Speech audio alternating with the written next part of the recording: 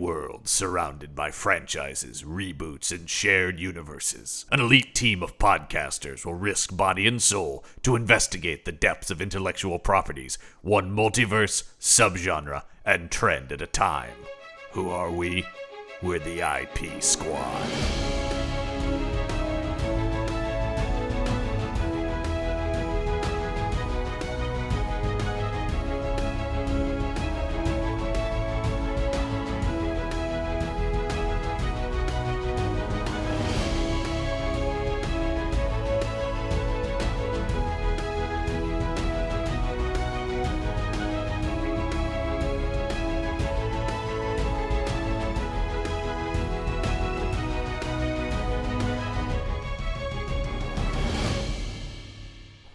Welcome to the IP Squad and a whole new season, which means a new franchise, a new IP, if you will. I'm John Campbell, my partner for this investigation. Oh, folks, it's been a long time coming. I know the Action Shelf listeners are out there. They've been demanding this, and he's finally back on the mic. It's Michael Lissman. Hello, everyone. And he sounds just like you remember him sounding. I've been through a lot since I stopped doing the Action Shelf. Some would say you went through a lot when you were doing the Action Shelf. That's what did this to you. Yes. Yeah. We're here, of course, because who else could be my partner for the investigation into the Universal Soldier franchise? Yeah, this feels like we're coming home. You know? Absolutely. It feels like we never left. Really. No, it does. Yeah, it's just like, man. Well, for a franchise that's two main figures are Jean-Claude Van Damme and Dolph Lundgren. Yeah. With a little bit of Burt Reynolds in the mix, and then eventually some Scott Adkins. Yeah. Yeah, this is basically an Action Shelf season unto itself. I mean, like, it's all in the mix. And the way we start here, which I don't know if we've mentioned what franchise we're doing yet. Yeah, it's Universal Soldier. Okay, we have said that. I've already forgotten. It was like 30 seconds ago. That's right. Okay, yeah. You know how that. Well, yeah, Universal Soldier. We're starting 1992. 1992. We're talking about the first movie. Pretty decent budget. This is bigger than what we tended to do on the Action Shelf. Listen, I'm going to bring this Action Shelf bit back and ask you to guess how much this movie cost. 1992. Not the biggest budget. Because this is a Carolco film, which we've talked about is in the canon. They're a little bit better than canon, but they're in that vein of they're not a major studio. I'm going to guess $15 million. Okay, I mean, you're not that far off. 23. Okay, yeah. 23. So in that range, somewhere for sure. Around there, yeah. And I believe worldwide gross was 101. Whew, big hit. Big hit. Big hit. Okay. Big hit. Yeah. I'm understanding why there's so many sequels now. Yeah. Well, because how fast this thing's going to go straight to video. Immediately? It's gonna turn your fucking head, man. Yeah, no, absolutely. Yeah, you think they'd at least give the second one some budget, but is this before they started to like really give sequels a lot of money? We're entering that era for sure. Yeah. I mean, because we did talk about, I think a lot of this movie is contingent on this comes out the summer after T2 Judgment Day, right? Yeah. Which I think is very key for everybody's looking for a Terminator kind of movie. I guess there's James Cameron has two sequels that are way bigger than the first one, so I guess that's bringing that in. It's shocking he got that. Well, I mean, it's James Cameron, but 1989 is often seen as the year that really kicks off the sequel craze, because that's where you get Ghostbusters 2, Lethal Weapon 2, Indiana Jones: The Last Crusade comes out in 89, Star Trek 5 comes out in 89, and I believe Back to the Future Part 2 is 89. So that's where it's like, sequels are like the all it is. They used to be like a sequel here or there. Yeah. But that 89 is sort of seen as the turning point. I'm shocked it took Hollywood that long, though. It really is interesting, but maybe it's the advent of the blockbuster, that's kind of bringing in the importance of sequels. Because it's like, obviously, like the Star Wars trilogy, but it's like, the Star Wars was so huge there had to be sequels. But it wasn't kind of its own thing. Yeah. It wasn't like, now it's just a given. If something's a hit, they announce a sequel the next Monday. They have it planned and ready to go, and then they're like, we're going to throw everything in the garbage if this movie fails. But if it succeeds, we have 14 films set up. Yeah, that is kind of the problem now. Obviously, is now everything I think that's got a why whole cinematic universe set up. Well, that's why it's crazy to watch this movie now and think why is there no setup for Universal Soldier 2? Because no one would make this movie today without it being like, we have 5 movies planned and a spin-off television series. Yes, absolutely. But no, let's live here. This, of course, this film directed by Roland Emmerich. His second film. His first movie was a real low-budget sci-fi movie called Moon 44. Okay. But this is before the moon fell, I'm assuming. Well, yeah, then the moon will eventually fall. Before the moon fell. You know, he begins and ends with the moon. Yeah. Oh, wow. I assume his career's over now. I mean, he might just fully fall back into cheap, action movies. Let's see. I mean, he's got stuff upcoming. Okay. He's apparently shooting something called Maya Lord. Okay, that sounds pretty B action to me. Yeah. Sounds like something that he also wouldn't see a theater. He's developing a television series titled New Angeles. Okay, that seems about right too. Yeah, that also seems about right. Yeah, and he just directed a television series called Those About to Die. It's about gladiators. It's on Peacock with Anthony Hopkins. Peacock. Yeah. That's a streaming service. But I think maybe TV might be the route he seems. I think that should be, honestly, I think that suits him better. Yeah.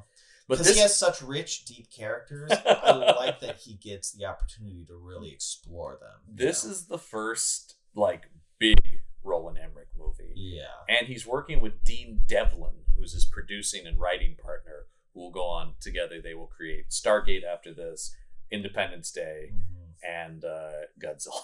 And then Godzilla. Yeah. And then unfortunately Godzilla.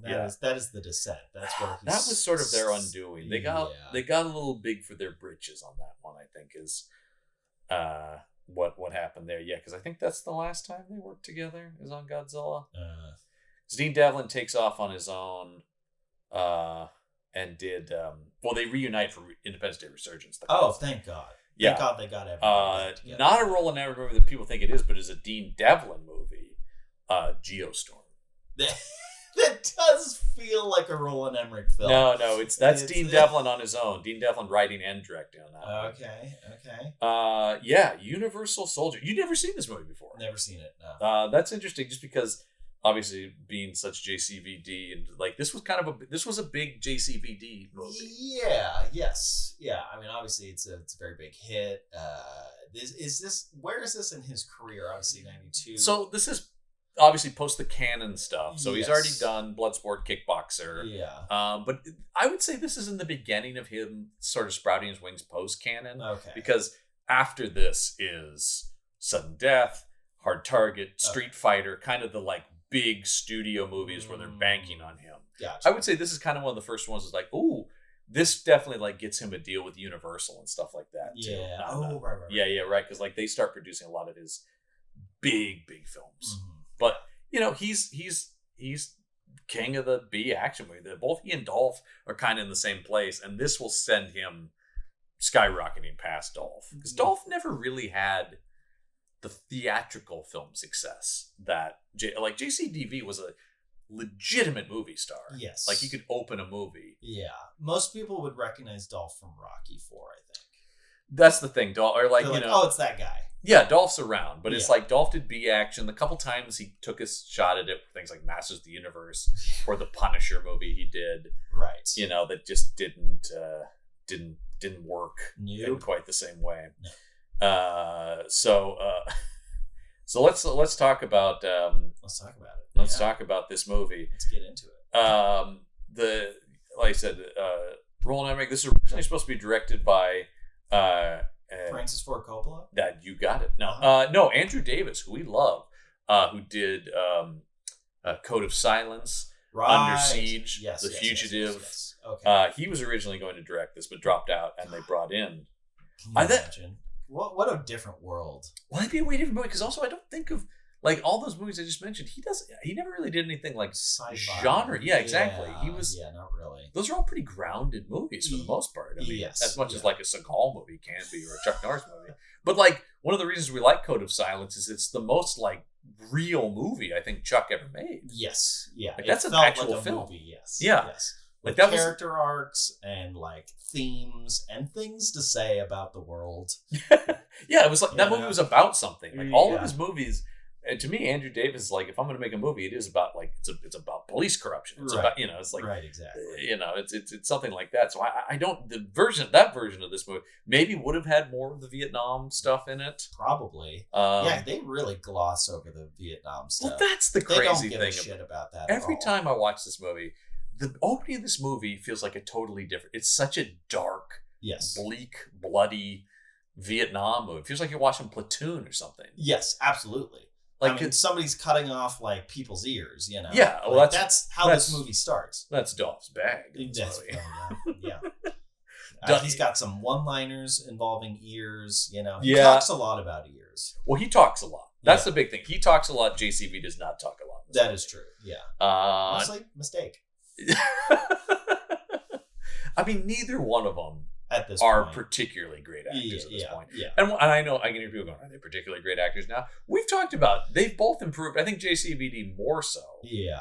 But like you watch Dolph in like Creed 2 or even in the Expendables movies, as silly as those are, there's a lot more depth there than like this. Or even like, I love him in Rocky 4, but he basically is just there. His physicality is that performance. Yes.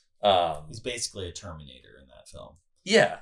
And in this movie that is very Terminator inspired, they're both kind of... Oh, yeah. We were talking about, this movie almost feels like they sort of put RoboCop and Terminator in a blender. Yes. And maybe added in a little bit of Wolverine. Little bit. It's definitely less ambitious than both of those things. You know what I mean? Right. RoboCop and Terminator have so much interesting sci-fi ideas going on.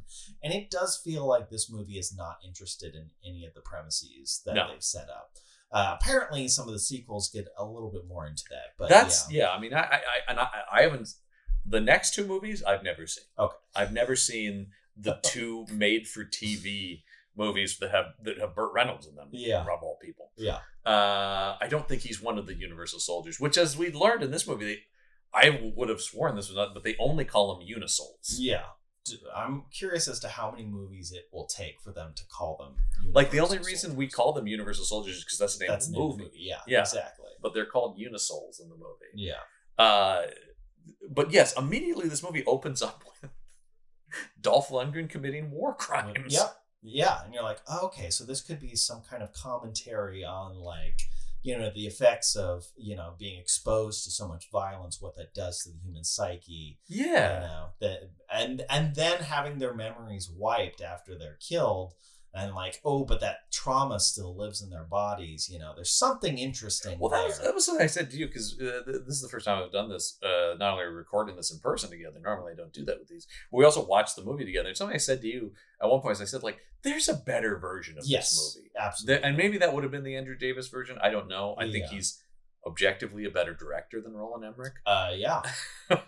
And that like, there's so many interesting threads this movie could pull on, but it actively avoids all of them. Yes, absolutely. It has no interest in exploring any of the most dramatically interesting stuff in there. No, because number one, Jerry Orbach is given the and he's in one scene. He's in one scene. It is I crazy. forgot he was in this movie. Well, when it came up on, I've seen this movie before. It's been several years since I've watched it last, but when that came up on screen, I went, I don't remember it. I loved it. Like, anyone listens to any of my thing, I'm a fucking massive Law and Order fan. Yeah. And he's Detective Lenny Briscoe, one of the most legendary Law and Order characters. Yeah.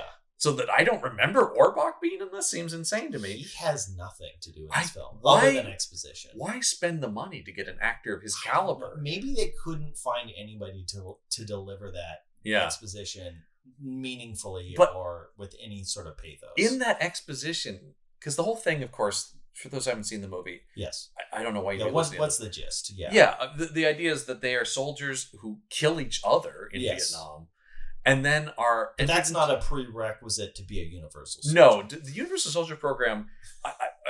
It's unclear how long it's been running. It had to have started in the -- to have their bodies on. Oh, I guess actually. And so I guess over the course of 30 some odd years, they're just collecting corpses from from the Vietnam War to eventually. Well, that's the thing, though. Was it just from the Vietnam War? Because I don't know where the other guys came from. That's true. Because the other guys aren't there with them. We see them in Vietnam. The other guys are just also soldiers. Okay, so and the bodies haven't decomposed. I'm assuming there's some sort of cryogenic aspect to it. Well, because ice is key to the whole thing, of course. Ice. I mean, ice is definitely a key to this film. Yeah, ice is big. Yeah, he's that ice. Yeah, he makes an appearance. No, but the whole thing is they have to be anyway. Oh, that's true. Ice is also a key component. They're basically undead soldiers. Yes, taken from presumably starting in the Vietnam War. I don't know though. Maybe some of these guys are from World War II. It could be. Yeah, I don't know. There can be some Winter Soldier shit in here. Well, it is a little. It is very Winter Soldier. Yeah, actually, that hasn't happened yet in comics. So but a little bit, yeah. But so they're revived, but their memories have been erased. We're assuming because they don't remember. That should be what reanimated corpses. Yeah, ideally their memories have been erased, but the whole thing is, and this is where the Gerard box scene comes into it, is this interesting notion of because they have so much trauma in them, they can erase the memories, but they can't erase the trauma. Yeah. So that's coming back. Now that's interesting. Yes. But the movie just kind of goes like, there's your explanation.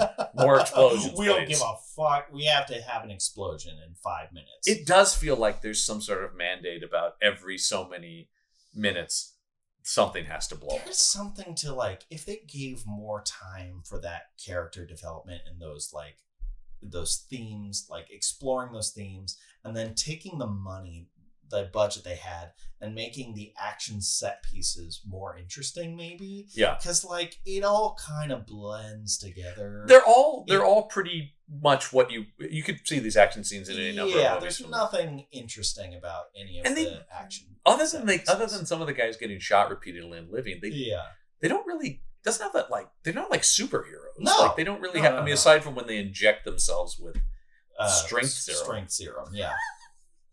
Is that vitamin B12? You think? That's probably what it is. It's some sort of viscous black liquid. Yeah. Yeah. Gwyneth Paltrow definitely sells that. By the way, I missed it, but apparently Michael Jai White is briefly in this movie. What? Yeah. Is he one of the super soldiers? He's one of the soldiers in the platoon at the beginning. Oh. I missed him. God damn. I missed him. We will eventually get to him in the fourth movie. Okay. Where he'll play a big part in it. Is he the same character? Or is he a different character? That I do not know the answer to. Gotcha. Okay. Now, here's an interesting note, just as I'm looking through the trivia. The film's trailer used the scores from Total Recall and Terminator 2. Both Carolco films. Okay. Terminator 2 was Carolco? Yes, it was. Okay. They had Arnold. Okay. So, yeah, So this was definitely them going, let's do it again. Let's just do it again, but with less money. Yeah. Yeah, no. Yeah, this is nowhere near that. Yeah. I just think that's very interesting because that does speak to like, hey, we've been doing real well with these sci-fi actioners. I mean, yeah. But Total Recall, I mean, I like this movie. It's dumb. It's got some good parts in it. I would say out of those three films, though, this is the weakest because both of those are really good science fiction movies that also have great action. Yes. They're made by really good directors. I mean, Verhoeven and Cameron are light years ahead of Emmerich. Yes, absolutely. I think Cameron's got up his own ass now. Sure. But there was a time long before the Blue People. Cameron pre-Titanic is legitimately one of my favorite filmmakers. Sure. All hits basically up to that point. I mean, technically all hits after that. Well, yes, too. but for me, in terms of like, there's a distinct turning point when he's like, I can do anything. I can literally make a movie about anything. Yeah, because whether you like the Avatar movies or not, the guy's attitude is not great. Sure, but he's not. But he is objectively a very good filmmaker. Yes, but I just think that's the thing about this movie is it's just like everything got dumbed way down from those. Yes. Those movies are very interesting. Oh yeah, on just like I philosophical, I mean, I rewatched both of those probably within the last year because I watched Total Recall and like Terminator 2, obviously, of course, a classic. Everybody knows how to bring it up, but like, don't sleep on Total Recall. Fucking rules. That movie, and that's the weirdest of these three. It's a super weird movie, but it's really.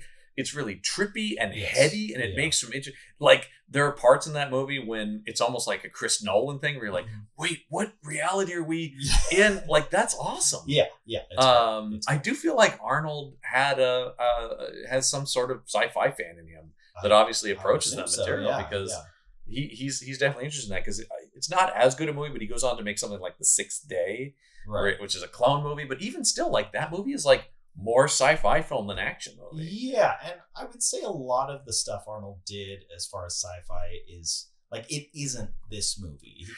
He does. He's really good at picking like projects. I mean, everyone remembers the couple clunkers, but there's really only a few like bad Arnold movies. Yes, especially at a time like this. Yeah, the thing I keep looking for is I don't see it. I don't know if that was the case for this. Doesn't this feel like it would have started as a Stallone Schwarzenegger vehicle? Yes, absolutely. It didn't. You know what did was Face Off was originally developed for the two of them. I did know that, yeah. But this one really feels like I don't see that anywhere in the trivia, so that's not the case. Shocking. But it does feel like Carolco coming off that success would be like after Total Recall, after Terminator 2, they'd be like, well, we got the two action giants here. Let's get them in. Exactly. And instead, you get two guys who are kind of on the up and up at the. Was Stallone in any of their films at this point? Had Stallone done any Carolco movies? Yeah. That's a good question. Yeah, because they got Arnold. So Arnold's their guy at this point. The main guy. Yeah. There's a really good documentary as well on the Total Recall 4K about the history of Carolco that I recommend. Yeah. Yes, they produced the Rambo franchise. There you go. Okay, so they've got the two biggest action stars. They did the Rambo films, and then I think it's the year after this they do Cliffhanger. Okay. So this is maybe an attempt to. So there is less money. So I'm assuming this is an attempt to maybe grow these two up and coming action stars. That they've got Van Damme having left canon. Yes. And actually, I think. Lundgren was never a canon guy, but he had done some movies with them. Because they did the Masters of the Universe movie. Which is not Dolph's fault. That's a terrible movie. And like visually, I get it. Sure. He looks like He-Man, sure. Yes. At that time, who else were they going to get? Yeah, if you don't listen to anything he says, I would believe him as Well, that's the famous story from the set of that movie. Stallone was visiting. He was like, you gave that guy lines? Oh boy. Big mistake, yeah. Because they spent a lot of money. One of the things that did canon was they spent a lot of money to get Stallone. Because they did past Action Shelf episode. Who's Stallone in that? What was that? Who's Stallone in that? In what? In Masters of the Universe. No. They spent a lot of money to get Stallone to come to canon. Oh, okay. Because they made previous Action Shelf episode Cobra. Right, yes. Which is a very canon movie. It is a very canon movie, a pretty polished canon movie. No, it definitely, because once again, they spent the money on that. Yeah, because they knew they needed to. And they also produced Over the Top, which of course is a ridiculous. Those were the two movies Stallone made at canon. It's could not be more different. Yeah. Yeah. And then a little family picture about arm wrestling. Yeah. I forgot they did the Rambo franchise. They did the first 3 Rambo movies because, of course, they had folded by the time the fourth one came. But that Cliffhanger, was all Stallone, yeah, and Cliffhanger was a huge Stallone movie. Yeah. For them, that is. Okay, so they had the two. Yeah, that's crazy. And so it does still ended up folding. Well, Cutthroat Island was the one that did that. What is Cutthroat Island? That was the Gina Davis pirate movie. Do you not know this? It's like one of the most famous movies that cost a fortune and bombed horribly and literally destroyed the studio. Oh, Cutthroat Island is it's a legendarily doomed. Is there an IP squad where it's all of the movies that tanked a company? That would be a good season. The death knell of that would be a good season. Companies. That would be. Yeah. Because here's this is just the note about Cutthroat Island. Huge pirate movie. Directed by Rennie Harlan, who directed Cliffhanger. Yeah. So I think that's why he was able to go. Yeah. Cliffhanger was massive. Yeah. And so I'm sure they were like, whatever you want to do. He's like, I'm married to Gina Davis, so I want to put her in a movie, obviously. Yeah. And I want to make a gigantic pirate epic. The movie cost $98 million. And when did this movie come out? 1995. That's a huge budget. Total box office gross, 16. Oof. It destroyed. Like I said, it literally ended Carolco. Yeah. Well. you know? All in, including like stuff, it's projected they lost $147 million on that movie. Gosh, yeah. They just flew too close to the sun. It's one of those movies that's like, it's not a good movie, but it's not as bad as people make it out to be. Sure. But just, it's so famously destroyed a studio financially. Yeah. Movies don't have to be terrible to bomb. No. It's not a good movie, like I said. But, okay, though, let me tell you my favorite story about this movie. Okay. So, Jean-Claude Van Damme and Dolph Lundgren went to the 1992 Cannes Film Festival in order to promote this movie. Because people forget the Cannes Film Festival is a prestigious film festival, but it's also a marketplace. Yes. So I'm sure they were selling this. Like Canon, a lot of Canon's success was they were really good at selling movies at Cannes. Yeah. So that's the thing. People go like, Universal Soldier was at Cannes. It wasn't in competition at the festival. They were selling the rights. There's a lot of stuff around the like I said, that's a big business, and that's where a lot of particular, like that's where you should, if you have a movie like Universal Soldier, you go to Cannes to sell it to foreign countries. Yeah, that makes sense. So you that's a big other part of it. That's like the boring part of it. That's all business stuff. Well, you know, it's like E3 for video games. You know, it's like there's the awards or whatever, but then also everybody in the industry is there, so like a lot of business is going to happen. It's that kind of thing, exactly, where it's like, but so outside the festival hall, Van Damme and Lundgren were seen having an argument, then pushing and threatening each other before security guards intervened and stopped them. The brawl between the two became a talking point of the media and was reported on many news channels. However, years later, Lundgren revealed that it was all a publicity stunt to draw interest. This was later confirmed in another interview with Van Damme as well. They just got in a fight with each other to be like, oh man, I hear those guys are really feuding. In fact, actually, they both said they had a great time on this movie and have remained close friends ever since. Oh, so that's great. Yeah, because they've made several other movies together as well. So, but yeah, that they use the publicity of feuding co-stars. Yeah. That would absolutely be a marketing campaign nowadays. Like, absolutely, 100%. That's honestly pretty smart. No, that's great. It gets people talking about it. You know, I mean, it was they were the Vin Diesel and The Rock before they, except those guys really did hate each other. Yeah. But we talk about right off the bat in this movie because this movie is about American Marines, and this is a very 80s, 90s action movie thing. You got a Swedish guy and a Belgian guy right up front there. Yeah, two American heroes. Yeah, and right from the opening of this movie where they're just like, you'll need to stop doing this. You gotta tell me what to do. Instantly, it takes you back to a time when it's just like, yes, two American Marines. They just didn't care. It didn't matter. This whole movie is, I mean, I think that's the thing too. You got to watch this through the lens of that. Yes. There was a time that you could not care. Yeah.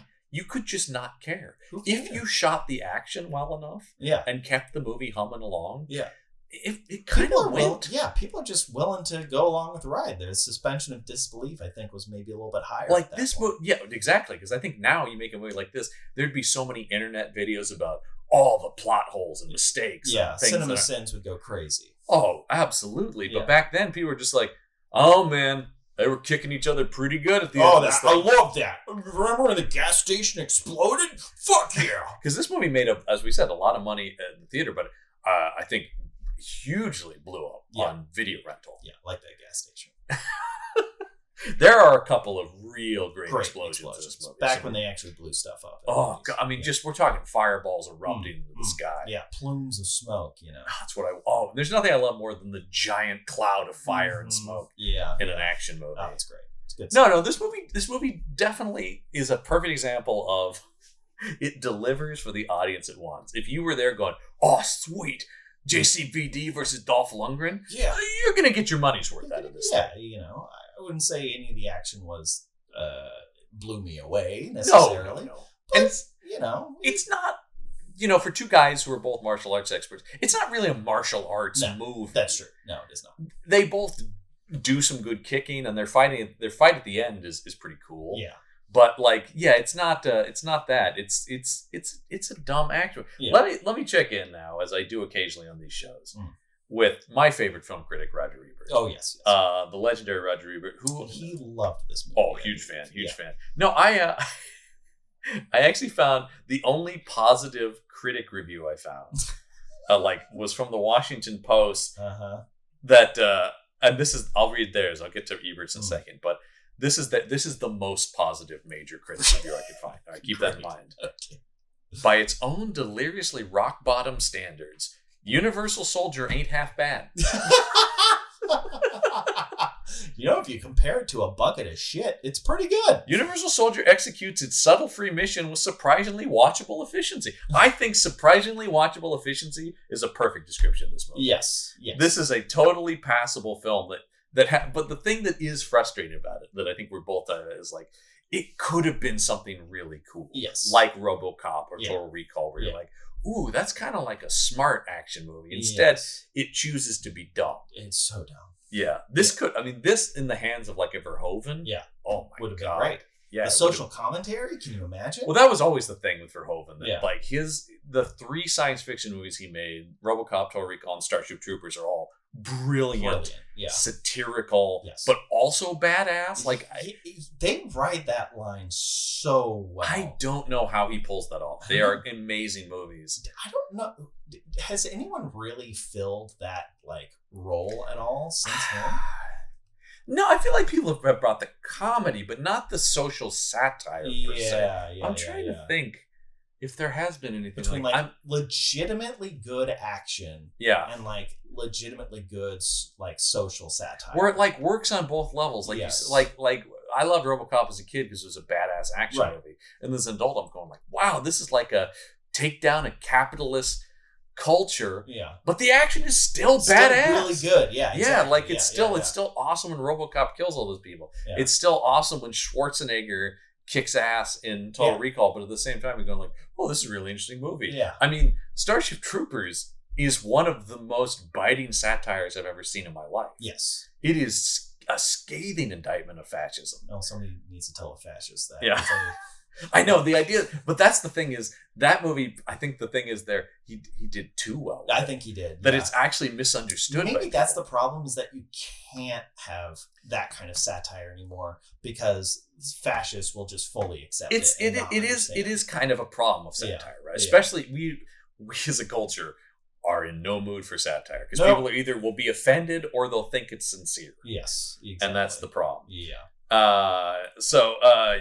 Here's Roger Ebert on Universal Soldier. I don't always read this many critics' quotes, but this was kind of a big movie, and I suppose there is a market for this sort of thing among bubble-brained adolescents of all ages.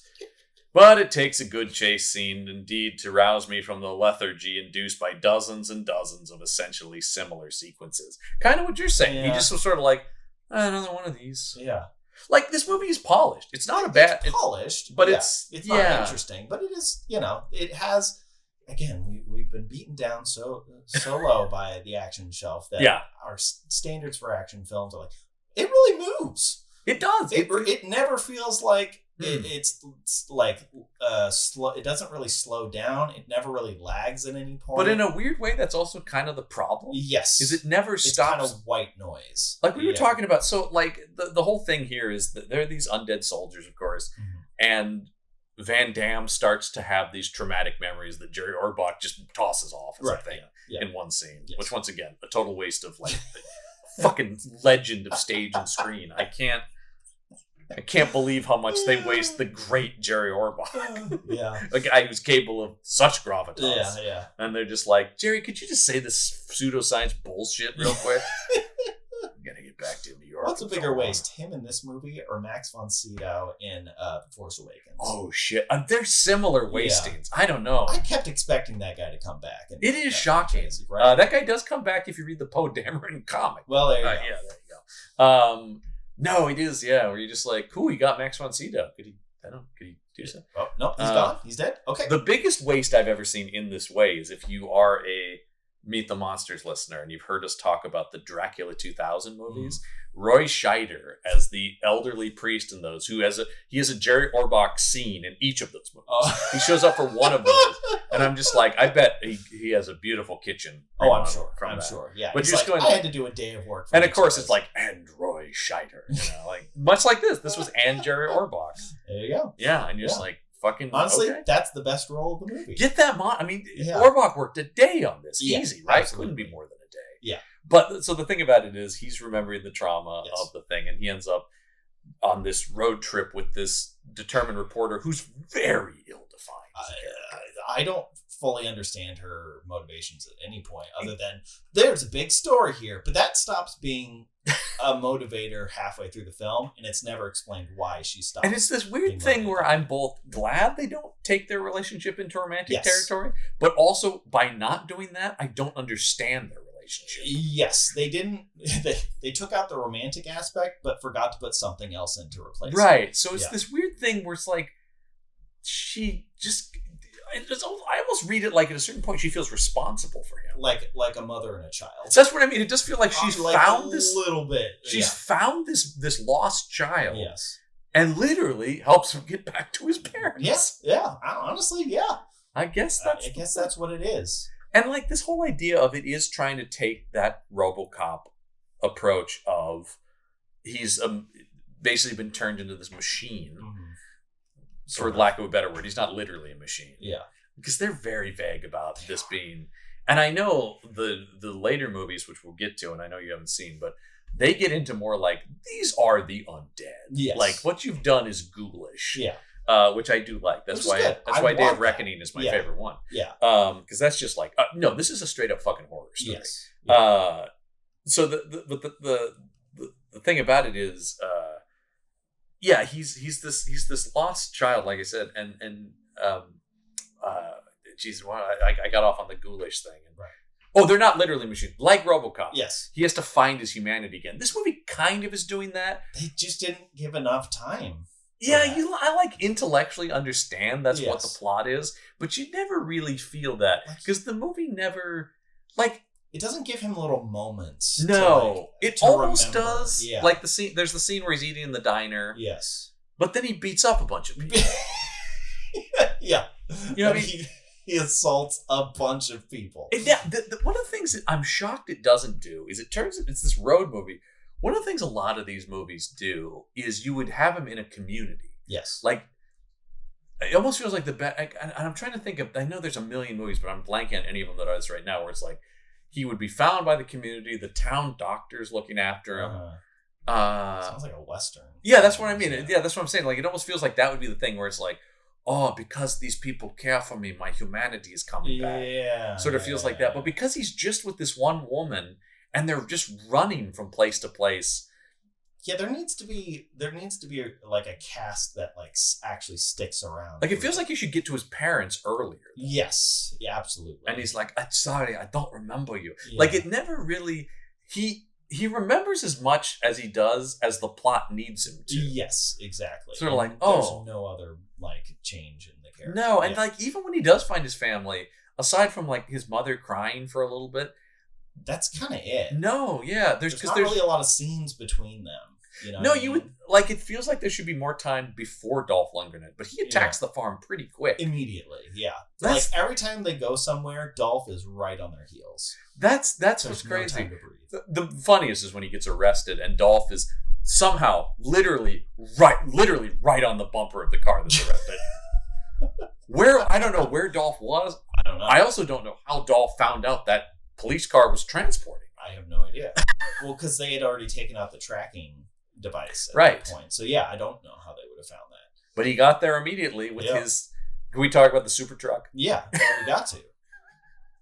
The Universal the Barbie's Soldier dream house, like it does have that vibe. Like you know, it folds out into like a superstructure. Yeah, absolutely, it does, and that's what the Universal Soldier program travels around in. Yes, they don't have like a base of they have this roaming base of operations. Yeah. And there's once again, like I said, this movie keeps like starting interesting ideas and then not. But like, there's the whole thing about like, boy, if the government finds out what we're up to. So they're not government. No. They're like, so what are they? They're a private thing, okay, so they're like Blackwater or like...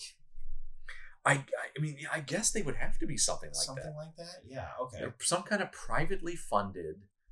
That makes it less interesting, I think.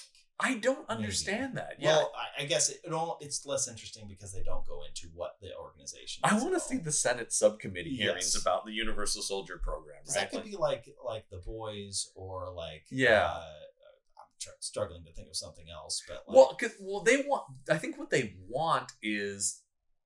RoboCop, where it's OCP. But that's the government.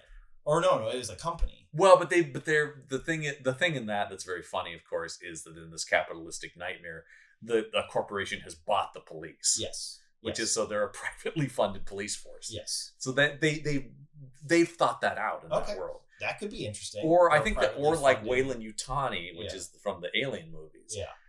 But they're not. They don't have this kind of power, Weyland Yutani. They're out sending ships into space to capture aliens. Yeah. These people are mowing down diners. Because if these guys aren't government, then the amount of money needed for this really makes you go, well, who would have that then? I don't know. I couldn't tell you. And the movie doesn't care. I think it's Johnson & Johnson. I think you're right. I'm going to call them out here. Yeah. I'm saying you're putting your life on the line, man, going after big pharma. Yeah. And like everything is that vague. Because like, how are they making these people undead? They inject them with a green liquid into their brains. Yeah. What's the end goal of this, though? Because they're not currently waging war, or they kind of are at the beginning. Because at the beginning of the movie, they respond to a terrorist takeover of a dam. Okay, that with the knowledge that they are not a government-run organization, that makes that scene more interesting. Well, yes. Well, because you have like the police and military who are there be like, who the hell are you guys? Yes. And so you're like, oh, that's kind of interesting. But I still took it before they said that to be like, oh, they're like black ops. Yes. They're like that's what I assumed. They are government, but no one knows what they are. That was the assumption I had made. And they're all wearing like vaguely military outfits. Of course, doesn't mean you have to be in the military, but they all read very military. Yes. Well, that's the movie. Again, the movie didn't bother to explain anything. They're like, well, we need 4 explosions and we need to shoot up 14 buildings. Like we don't have time. I don't think this is a Joel Silver produced movie, but we've talked before about it. It feels like a Joel Silver. Well, because the Joel Silver rule was every 20 pages in the script, there has to be a set piece. Yes. And that very much feels like this movie. We could probably almost set a watch by it, right? Probably, yeah. Every scene ends. Is he involved in this thing?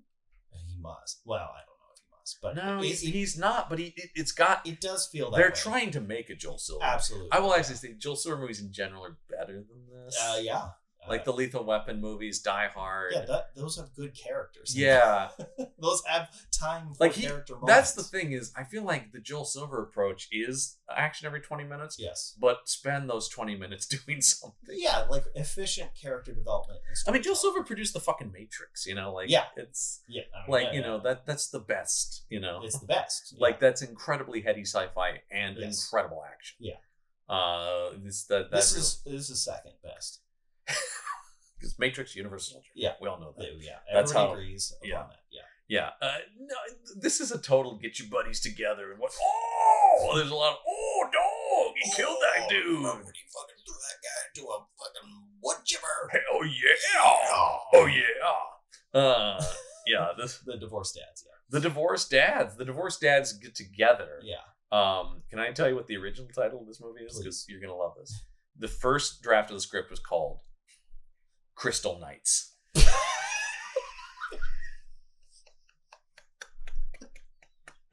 Crystal Knights with a K, of course. Oh yeah. Crystal Knights. Well, okay. Is that fuck that means? Is that a play on words? I don't think so. I don't think that means anything at all. I don't know. I don't know. Right. Yeah, Crystal Knights. I wonder how different the script must have been at that point.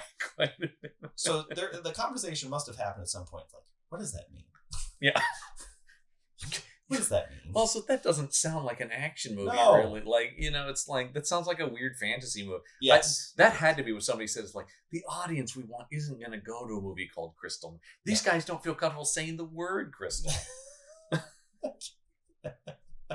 They did add the line about Jean-Claude Van Damme having French ancestry after he was cast. Yeah, that makes sense. And I like to explain his thick accent. It actually doesn't. It's like the loosest. His character's name is Luc Devereaux. Yeah. But he grew up in America, according to the movie. And his dad, whose last name is Devereaux, is Rance Howard. Sounding like Rance Howard. Yeah. So, which we had a moment of realization where it's like, okay, wait, so the mom is French. Yeah. Because she does have a French accent. Yes, and that makes sense. So we're like, oh, but as soon as we learn that the last name is Devereaux, yes, like, wait, hold on now. So why is his last name French? Yes, but he has an American accent. I don't understand. Like, did he move to France and meet her and then move to America? And then I guess raise his son there long enough that he got the accent. And then came back. That's what I'm assuming in the fiction. It has to make sense, John. It has to. Yeah. How about this? Okay, here's another. I just have trivia facts, of course, over here, please. as I often do on this show. Yeah. There was a comic book series that makes sense based on this movie, but who wrote that comic book is very interesting. Clint McElroy. What? Wrote the comic book miniseries based on the 3-issue miniseries based on Universal Soldier. Recently, or no, when this came out. Wow. Yeah. Okay. 1992. Yeah, because I know he's written stuff since The Adventure Zone of My Brother and Me, but like that's he wrote for comics before all that stuff. Yeah, he wrote some because this was for Now Comics, which had the Green Hornet at the time. I've read some of his Green Hornet comics. Yeah. He also did an adaptation of another insane 90s action sci-fi movie called Free Jack. Free Jack? I don't think that's Emilio Estevez and Mick Jagger. That's a movie had we kept doing. Jagger? Free Jagger would be great. Yeah. That would have been an action shelf movie without question. Yeah. Yes. Yeah. It's a weird. How was Mick in that? He pretty good? He's pretty much what you expect. Yeah. I mean, he's that, right? It's just that energy. Yeah. It's one of those things where it's like, you can't believe him as a character. Because you're like, that's Mick Jagger. Yeah. So he's talking about, because it's all about Tom Travel. He's talking about Tom Travel. And he's like, no, Mick. No. I'm sorry. Can you go over there and strut like a rooster? That would be more. Now it makes sense. Wow, that's insane.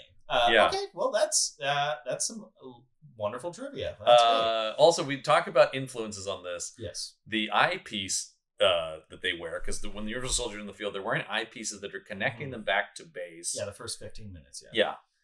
Which became, and that was like the poster is them and those eyepieces and stuff. I thought it was going to be more iconic than. Because it's like I said, like there's the action figures of them, have them like that. Yeah. I do think of the eyepieces, but it's just there so they can hear, and then the people can see through the camera. Right. Yeah. But they were talking about those were inspired by the Borg from Star Trek, which was obviously huge at this point. Okay, that because they have the eyepieces, of course. It does read very Borg to me. Yeah. So that's what I mean. Just everything in this soldiers movie were a little bit more Borg. You know what I mean? I do think they need a little bit more technological. Just a little bit more going on. You know? Yeah. Like it'd be cool to see one have like a robot arm. Yeah.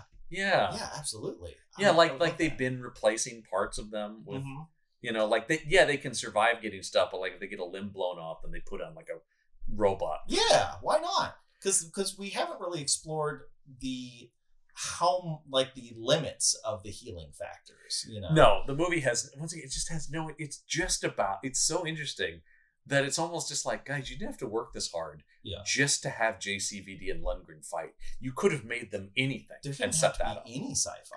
No, that's the thing that's so interesting is the movie ultimately comes down to, once they've both injected my favorite thing, which is strength serum. Strength serum, yeah. Once they both injected that, then they're equally matched, and then it's just like any martial arts movie. Yes.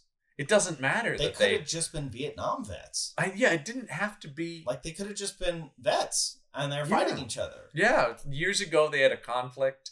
Yeah. Now it's reared its head again.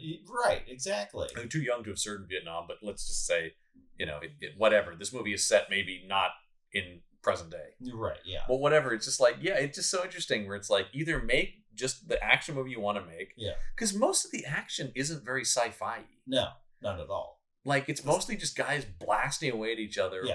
And also, just a normal action shelf film. This is one of the highest amount of headshots I've ever seen. There's a lot. There's a lot of headshots. There are so many headshots in this movie. And the movie's super bloody. Yes. Because this is the 90s when you could really just be like, it's a summer blockbuster with it's absolutely super bloody. Yeah. There's going to be guts. There's going to be a lot of head explosions. Yeah.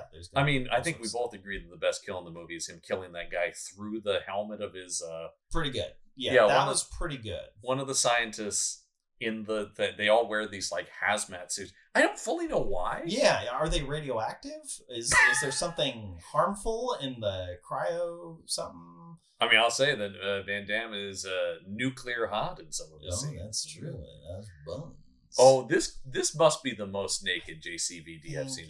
Yeah. There's 2 extended scenes of him fully nude. Yeah, and there's plenty of shots just panning over his entire body.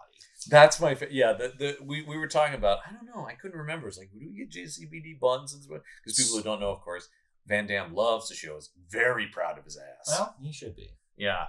Him and Stallone are the 2 most proud dudes of their butts ever. Because Stallone also, so many movies, Stallone showing his ass. Yeah. I mean, I guess they really work on those things. But this movie in particular, there's a scene where, because the whole thing is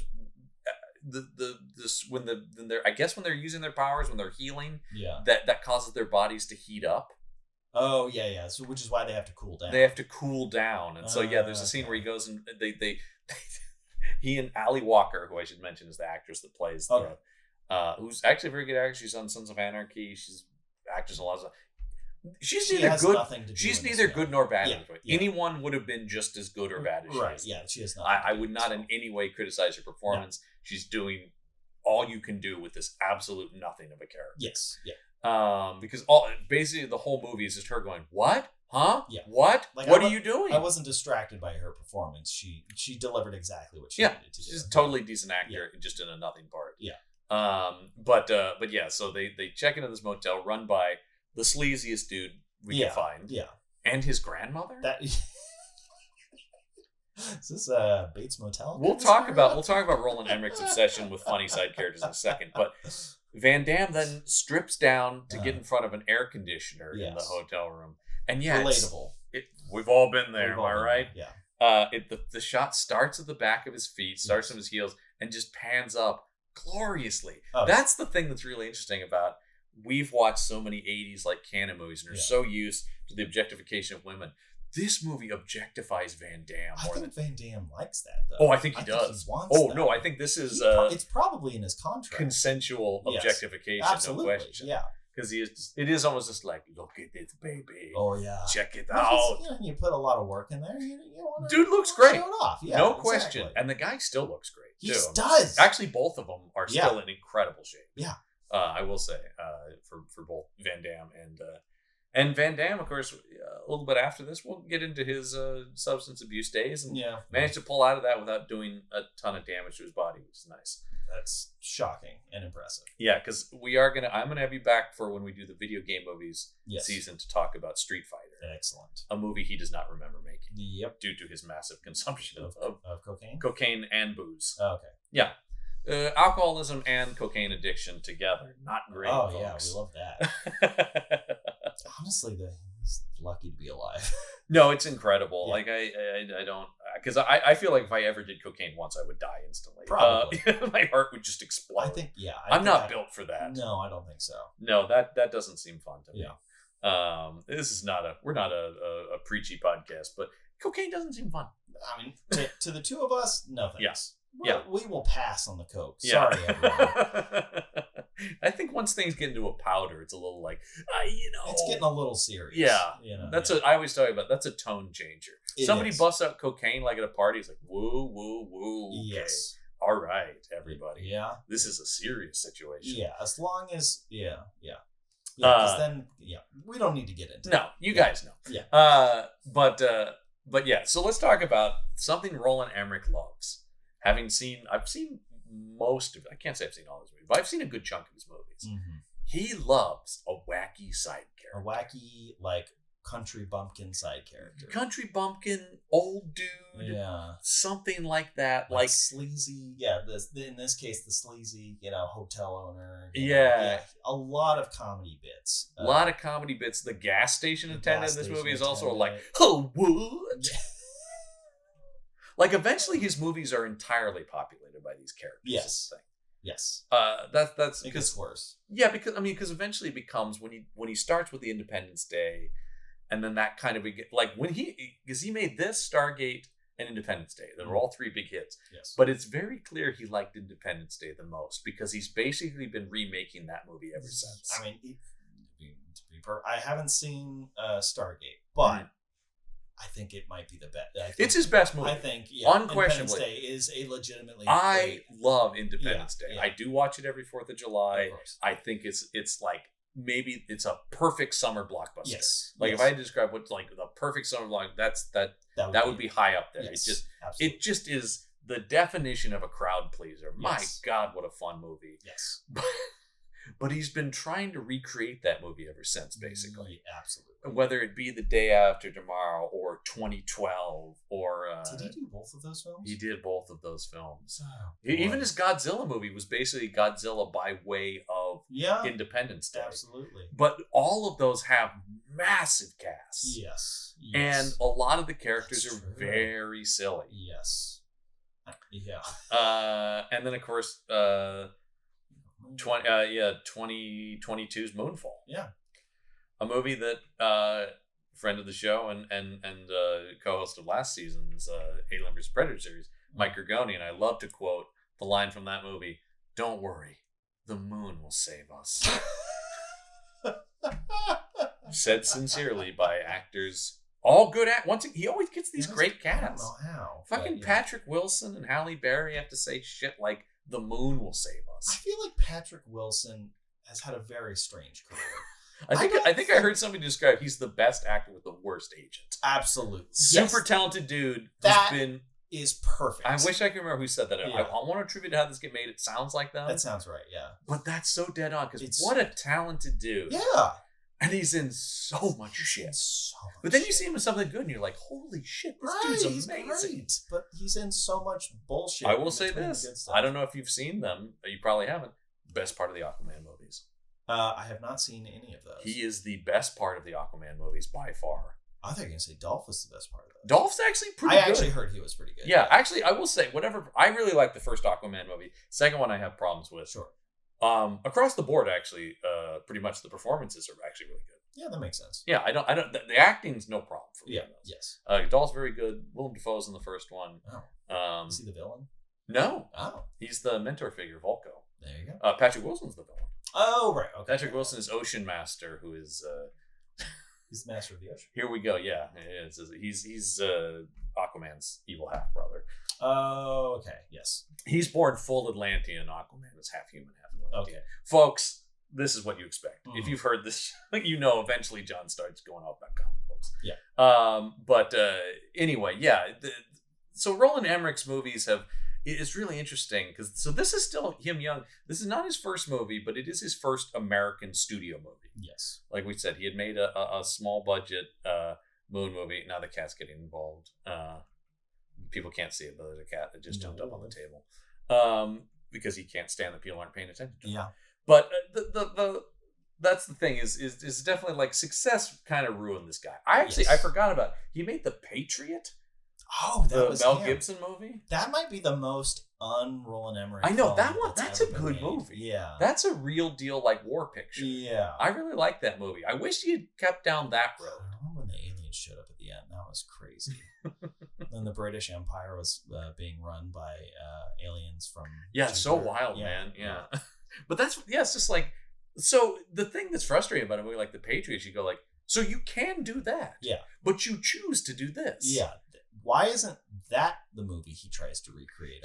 He did a couple years ago do Midway, the battle of the World War II naval battle. He tried to kind of do that. People were like, no, because it also looked Roland Emmerich. Yeah, massive cast, lots of destruction because it's all ships crashing into each other and stuff. And you're like, yeah, that's not really what that is. No. Wow, that Patriot. It feels so restrained for him. It really does. Even though it's a massive historical epic, by Roland Emmerich standards, way restrained. Yeah. Mostly based around character. Yeah. It's very serious. Mm-hmm. It's a good movie. Does he write his own scripts? He doesn't write. He's written some. Okay. He's written some, but Dean Devlin, who wrote the sort of the big ones with him. Okay. Dean Devlin was not involved in The Patriot, though. No. But Dean Devlin hasn't been involved since Godzilla, right? Yeah, that kind of wasn't on. You make a Godzilla, you start to reconsider your life. Sure. But should we talk about a movie? Were you there? I think we both saw this in the theater together. 10,000 BC. We. That's a Roland Emmerich picture. Of course it is. See, that feels right. Yeah. That feels correct for Roland Emmerich. Massive CGI. Yeah. It's horrible. Not that movie's a lot awful. of good goofs in that movie, though. No, he doesn't have a lot of wackiness in that movie. That movie's very self-serious. Very serious, but very stupid. So stupid. Much like this movie, which is very stupid. But like I said, and I think it makes sense, though, when you watch this movie, that other filmmakers, because Roland Emmerich will never make another one of these. No. But it makes sense that people would, not only because of the success of this, but it would make sense that other people would be like, hey, there's something there, isn't there, with that Universal Soldier? Yeah. And this is going to, I will say this about this season of the show for both you and the audience, and even me, because I haven't seen all these, but things are going to get a lot worse before they get better. Yeah. It's always darkest before the dawn. This thing goes to made for TV pretty quick. Like immediately. But the reason I wanted to do this as a season of the show is one of the things I want to chart in a franchise is the idea that this is a franchise that keeps changing what's canon. Mm-hmm. So this is going to be a franchise where with each movie we'll have to check in. Yes. What is canon? What is this count? What are they? Because the next two movies will take this into consideration, but will both be immediately undone. Okay. But then movie 4 will be undone. Then movie 4 will be like, no, this is the sequel to the first one. Okay. But then I know eventually that movie's unwritten from canon, even though it does have JCVD in it. Interesting. So JCVD will be in a couple different canons of this. Interesting. Okay. Yeah. Because he remains like a Halloween sort of scenario. A little bit like that, yeah. But JCVD, I think, is the guy who's in the most of these of anyone. Yeah. Dolph's in a couple, I know, but I think he's in 4 of them. Dolph is in 4? No, I think JCVD is in 4 of the 7. Okay. There's only 3 without JCVD, I think. Once again, I'm not like an expert on this Scott franchise. and JCVD ever in a movie together? In Adkins? Yeah. They're in the last one together. Okay, great. Excellent. Yeah, they're both, what I really all 3 of them are in Day of Reckoning. Oh, okay. Yeah, Dolph's in that too. Okay, yeah, great. They're all in that. Love it. Because the big thing with his regeneration was the one that was gonna. That's the 5th movie. Sure. Maybe 6th. I don't know. That was the one that was going to get things back on track, and that was the first one to bring back both JCVD and Dolph. Then the one after that had Scott Adkins come in with the 2 of them. Gotcha. So cool. It's a crazy. Yeah, I mean, kind of a weird. It's a weird franchise of movies. Starting with this movie that is like, once again, it has these sort of seeds of an interesting sci-fi concept, and hints at a world, but doesn't really care. Yeah. I love the idea of accidentally creating a world. Yes. I even think Stargate, to a certain extent, which is a better science fiction movie than this, but of course turned into the show that neither Emmerich or Devlin had anything to do with. Absolutely not. No. But even that turned into something way bigger than I think the 2 of them ever considered. That became a universe unto itself, because that didn't become 1 show, it became 3 shows. That's true. Yeah. So I mean, that's the thing, is like that's its own franchise. So I do think it's interesting that they. It almost feels like I wish somebody else had done. I mean, there shouldn't have been a second Independence Day. Yes. The only thing about that, and there will be an Independence Day thing at some point, I'm sure. But the only interesting idea that was in that movie is right from the beginning, which is that it's the second wave of alien ships to come through. Mm-hmm. They are coming right on the heels of the other ones, but it's 20 years for us because of relativity. Yeah. That's an interesting idea. That is. So the second wave of ships came in right behind the first wave, but Earth is now ready for the aliens because we've studied their tech for 20 years. Right. Yeah. So I'm like, that's a cool idea. It is a cool idea. And that the beginning of that movie is kind of cool because it's an alternate reality that's been reshaped by studying alien technology. You're like, okay, that is very interesting. That's actually a cool idea. They then make the dumbest piece of shit, but I'm like, that's kind of interesting. Like, technology is massively advanced because we reverse engineered alien tech. So like, there are like flying cars and shit in it. You're like, that's cool. That is a cool idea. Yeah. Yes. And then they totally, but for half a second I was like, okay, Independence Day 2, maybe. And then you're like, oh, Jesus Christ. Jesus. I mean, the second they cast Liam Hemsworth as one of your heroes, you're yeah. Hollywood, can we? Hollywood, come. Yeah. Sit down. Get over here. Come on. Come here. Can we stop? Yeah. Can we stop with Liam? Yeah. Okay. We've all agreed we're cool with just the one Hemsworth. Yeah, I mean, Luke's fine too. Like, let's not bring Luke is fine as a character. Please don't make vehicles starring Luke. No. But Liam, y'all need to stop with Liam. Hey, he's the Witcher now, though. Just I don't care, John. Can you think of a bigger step down than Cavill to Liam Hemsworth? One of the most charismatic, action heroes of our time. Yeah, I cannot think of any of a worse step. No, that's a horrible. This is our message. Yeah. Just stop with Liam. Okay. Nobody likes him. I don't know if that's true. Something I do on these, but you focus for the first one. We didn't have this set up, but the tagline for this movie. Oh yeah. Because number one, the poster here, I'll show you, Lissman, and you guys can look it up at home, of course. Oh, once again, very futuristic. Yes. Very them and their, and it's all blues and reds, and they're in their eyepieces and headsets. Yeah. The tagline was almost human, almost perfect, almost under control. That's something. Okay. Here's the second part of it. Universal Soldier. Then underneath it, the future has a bad attitude. Oh God. That's action shelf territory. The first one had me for a bit. It's like because we should talk about before we've talked a lot about the Van Damme part. We haven't talked about the Lundgren part of the movie so much, which is Lundgren is also experiencing what I like. The movie doesn't fucking at all bother that anyone else is having any other mental issues, any of the other how many Universal Soldiers there are is unclear even. Yes, because we don't know is that just one cell? That's the thing. Is are there 5 or 6 guys in this van? Is that it? Unclear. Yeah. No is the answer because there's more of these movies obviously. But the thing about Lundgren is also experiencing the same trauma. Yes. That Van Damme is experiencing, because once again the movie opens with them murdering each other. Yes. Van Damme stabs Lundgren with a bayonet, and then Lundgren shoots Van Damme. Mm-hmm. This is after Lundgren has murdered innocent villagers. Yes. And is wearing their ears as a necklace, which he gets back to very fast. Very quick. Yeah. Once he gets his memories back. Yeah. But his whole thing is once again, legendary actor Jerry Orbach having to say stupid shit like, because of this trauma, the only thing they remember is their last impulse, which is for Van Damme. He goes, for Van Damme is to get home, for Luke Devereaux it's to get home, for Andrew Scott it's to win the war. Yeah, okay. So that's his thing. So he's still fighting the Vietnam War in his head. Okay. Which is an interesting idea. Yeah. But you kind of don't feel that. He seems like he's just a maniac. He's just a maniac. Yeah. He just loves ears. That's the thing is like when he's in that suit, because there's a whole scene where he massacres a supermarket. Yes. But you want to go, wouldn't the interesting thing be for him to think he's talking to Vietnamese soldiers? Yeah. If you really had it that he's completely delusional. Yeah. Then that's a more interesting character to me, where he literally thinks he's still in Da Nang. Yeah. Yes. 1969. Yeah. I think this movie does start in 69. I think it does start with 1969. Yeah. But which is just that, I mean, the Vietnam War lasted for quite a while, but 1969, something about that. That feels right. That's when that's peak That's Vietnam. When all the protest music was happening, and all that.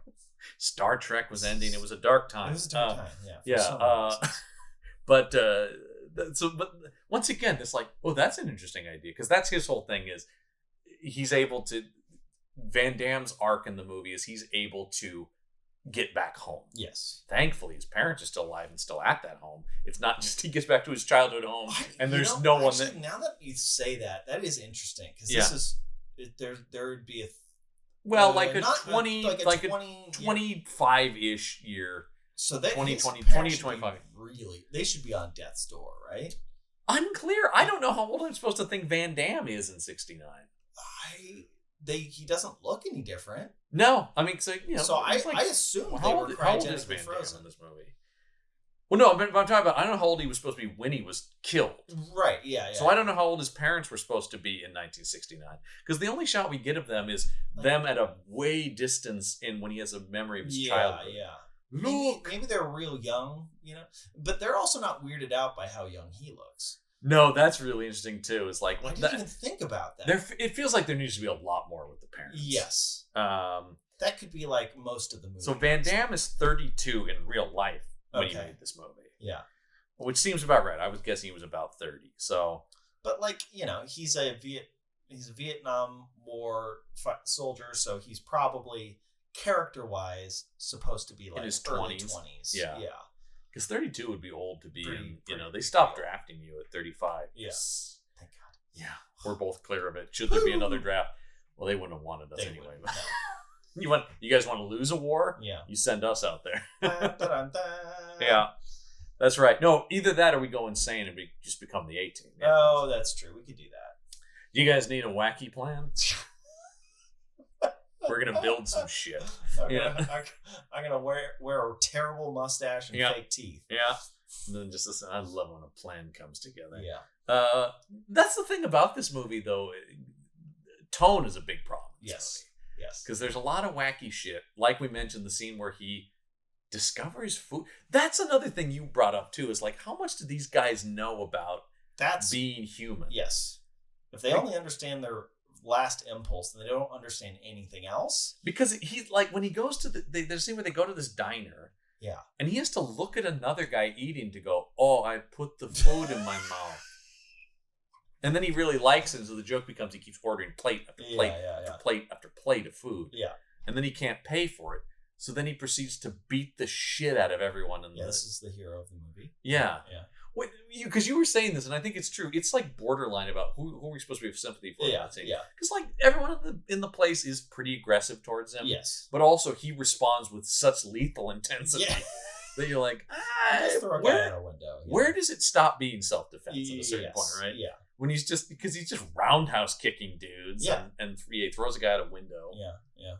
But that scene is goofy. Yes. But then also war atrocities. Like there's also the war atrocities. Yeah. The movie is so serious and so goofy at the same time. Yeah. Yeah, it does not balance that. And then the super bloody headshots. And then of course, so the whole thing though is really just culminating in this fight. It's really all just building to this rain-soaked fight between Van Damme and Lundgren. Yeah. Where Lundgren is thrown onto what I guess is I think it's a wood chipper or a mulcher.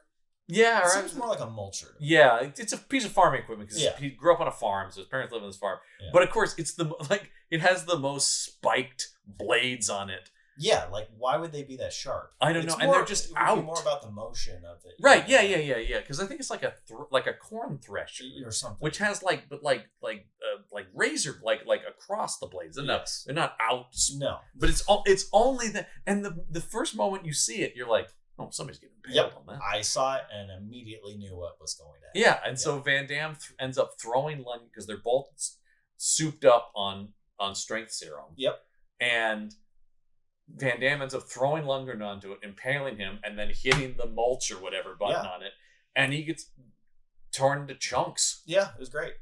I mean, that's a pretty solid way to end the movie. I'm glad. I don't know if it's the best kill. It's pretty satisfying, especially for the main villain kill. Exactly, yeah. We always talk about the main villain needs the big kill. Yeah. And it certainly is the biggest kill. I was watching a movie the other night, a newer action movie, which I guess spoilers for you. If you haven't already watched The Union with Mark Wahlberg on Netflix, you're probably not going to. Yeah. Well, that movie just ends with Halle Berry just shooting the main bad guy in the heart, and I was like, okay. All right. Okay. You're just like, that's it? This big, awesome car chase, and then just bang, and he's just like, oh shit, okay, well, yeah, all right. A little lame. Yeah, a little let down. Yeah, you're just kind of like, that's pretty gotta escalate, Yeah, it's like, that's the main bad guy. That guy's got to go out big. Yeah. You gotta do a violent night on that motherfucker. Holy shit, that movie knows how to do it. They know how to escalate their God, violence. what a great movie that is. Go watch Violent Night. Yeah. So let's do a segment that we always close this out with a little thing called Highs and Lows. Highs and Lows. This is where I read a 10-star review and a 1-star review. Gotcha. And these are different from the ones you already did. Oh, those are professional. Yes, those were professional critics. These are IMDb users. Oh, boy. Yeah. Okay. Let's go with this guy because this comes to us from Movie Collector. Oh. So this guy collects movies, so that means he must be pretty serious about it. Although he does start with, the beginning of it is to me, and that's the number 2, and then the word me. Oh, no. To me, it's Van Damme's best movie. Van Damme and Lundgren star in this action-packed thrill ride. They're soldiers who kill each other in Vietnam. They are brought back to life as unisouls. That is the letter R and the number 2, of course. Mm-hmm. From there, all hell breaks loose as JCVD escapes and is in pursuit by Lundgren after he kills all the authority people that told them what to do. It's filled with great one-liners. Say goodnight, asshole. Good night, asshole. And I'm all ears. Those were both one-liners. Those were. But then they fight, which is the best fight scene I've ever seen. It was fine. Movie collector, you might want to collect some more movies because there are way better fight scenes, including both of these gentlemen. Yes. Both of them have been in better fight scenes. Absolutely. Yeah. Which is the best fight scene I've ever seen. Sure, there are many close ones, but to me, this is the best. Keep in mind, anytime you're saying 2, it's the number 2. I know. Yeah. I know. There's different types of 2s as well, so it's like the music. This is my favorite guy. The music and tempo was in the right place. What? I didn't find any odd music drops in places where it didn't belong. No, they didn't do any 7/8 time, and I appreciate that. That's my least favorite time. Well, there were those stupid TV sequels which sucked ass. We get those in the next couple weeks on the show. Right. The real sequel came in 1999. Universal Soldier is one of the best action films ever. 10 out of 10 stars. Okay. All right. Film collector, a fan. Yeah. How about, here we go. Oh boy. This comes to us from Mr. Spaceman. All right. Which is called Universal Golfer. Every now and then I watch an action movie just to see how dull they are. Already I don't like this guy. Because just writing off the genre is always great. Yeah. While watching Universal Soldier, I am now again convinced for at least the next 2 years. It came to my mind that they only made so much obvious goofs in the film, logical continuity, and other errors, that one doesn't have to pay too much attention to the plot itself. IMDb does only list a few of them, but there were almost every minute another mistake, that it makes you really wonder who could put the story together so woefully. I don't want to make a list, the movie makes me sick thinking about it, but just think about this fact. The U.S. Army stations for an unapproved project, so it doesn't get any financiers, undead ice troops in the middle of the desert, but it comes to a personal war of honor and revenge when the before well-controlled killing machines follow their own will. Folks, don't trust this movie. 1 out of 10 stars. Okay. All right. Yeah, I don't know. Yeah, that's Universal Golfer. Yeah, that's what I was waiting for the golf bit. Something about holes? Like plot holes? Oh, I think that's it. He's going golfing for plot holes? Or the dimples? I don't know. Yeah. Maybe he just went golfing. Look, this is Mr. Spaceman, so he spent more time in space than I have, I guess. Right, yeah. Is there a lot of golf in space? They did play golf on the moon, one of those moon missions. That's true. Yeah. Was this one of those guys? This must have been one of those guys. I mean, assuming the space landing was real. Jury's still out on that. Man, the Johnson Johnson stuff and all the moon landing is fake. That's the vibe of this season, I guess. So overall, listen, should people watch Universal Soldier? It's going to be hard when we end up watching when we haven't watched all of them, obviously, because that's usually where we go with this. Is it didn't like I don't know if I necessarily need to see this one again. You know what I mean? Like it wasn't offensive to me, as an action movie viewer. No, I think like we said, like the passively watchable. Passively watchable, yeah. Yeah, because this is definitely a movie I think I liked more as a kid, and I've seen it a bunch. But this is like a cable movie. This is like, Universal Soldier's on. If it's playing on like TNT or something or whatever, I don't know, or Spike TV or whatever. Is that still a channel? I don't know. It might be. If it's playing on television. You lost me at TV. I'd probably I'd watch a bit of it again, if it was already on. I'm like, oh yeah. Yeah. That's as good as I can do though. If you're like, oh shit, it's the where he beats all those guys up in the diner, I'll watch this. Yeah, I'll watch that bit. Yeah. I think I think it can only be better. I have never seen the 2 made for TV movies. I'm nervous about those films because they were made for TV. Yeah. Well, let's talk about, because next week on the show, we'll be talking about Universal Soldier 2, Brothers in Arms. Okay. This has none of the cast members from this movie. Oh, no, John. John, no. Instead, playing Luke Devereaux, we have Matt Battaglia? I don't know. Yep. But added to the cast to make this very action shell friendly, Burt Reynolds, Gary Busey. How you doing, Universal Soldier? Hey, how's it going? Hey, everybody. Hey, I'm from France. I'm trying to... I'm actually from France. It's crazy. This is going to be apparently more... I think that this is 1998. Yes. And apparently this was going more to cash in on the success of the X-Files. Okay, so it's in the vein of the X-Files? I know it's in the vein of the X-Files, but I think they were like, ooh, there's like government sci-fi shit going on here. Okay, yeah. I mean, I'd love for it to be more of like a conspiracy, all the way to the top. That would be interesting. I think that's kind of the vein it's going for. Yeah, I mean, it's not going to be good, but yeah. By the way, Burt Reynolds' character is just named Mentor. Yeah, that's pretty fucking video game. They couldn't even name this motherfucker. You don't even need a name. It's Mentor. Yeah. Yeah. But Gary Busey's character's named Otto Mauser. So he's German. Okay. I'm from Germany. Hey, that's right. That's right. Sprechen Sie Deutsch. Yeah. Oh, Jeff Wincott's in it too. We talked about him on the action show. Yeah, he's a martial arts guy. He is a martial arts guy. Yeah, we'll see. I like I said, never have seen them. Only kind of recently learned they existed. I thought it went right to The Return, which is one Van Damme. Nope. I'll give you the tagline, which by the way could be the tagline to this movie, which is what's great. Okay. No memory, no emotion, no mercy, until one of them decides to become human again. Again. Yeah, again. He's doing it again. Again. Yeah. I have no idea. I have no idea what to expect. So, folks, John, we know what to expect. It's going to be dumb. It's going to be. I want to guess on this. Burt Reynolds' appearance. Yes. One scene. Yeah, I was gonna say over under. Yeah.